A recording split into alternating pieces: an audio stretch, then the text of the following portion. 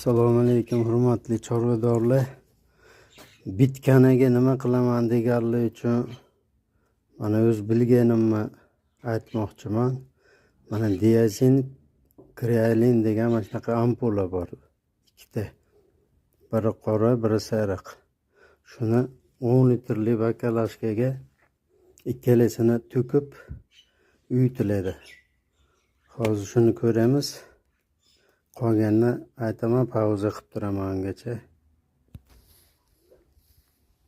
Mana to'kib oldim, ikkalasini ham to'kdim mana. Endi bunga 10 litr suv quyamiz.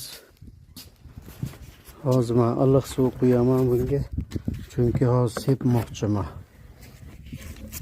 Bu quyganda oqarib sutga o'xshab ketishi kerak bu. Hozir ko'ramiz qanaqa bo'ladi. Mana sutga o'xshab oqaryapti.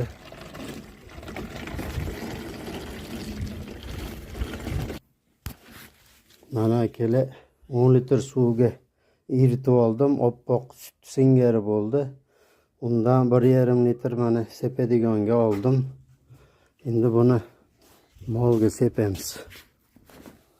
Mana eritib oldik. Buni endi tanasiga sepamiz mana. Mashatida to'kilishi boshlabdi. Shunga sepib turib 2 kunda bir kunori yo kunda sepsa ham bo'ladi. Mana shunday qilib sepib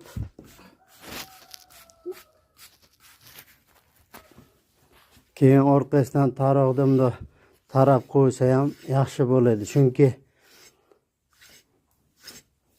tuklarni orasiga kirsa effekti yaxshi bo'ladi. Tukning oralaridagilar o'ladi, bitkanalar.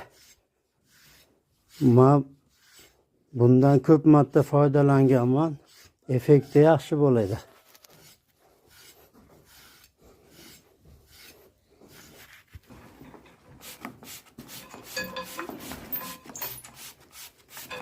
Tixa, simba, tixa.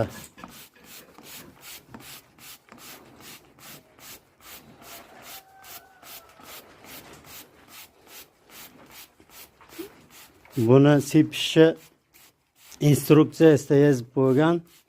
Kunning sovuq vaqtida cho'miltirilsin deb yozib qo'ygan. Hozir mana kunni sovuq vaqti yanvar oyi qilsa bo'laveradi. Bitkanaga dori. Mana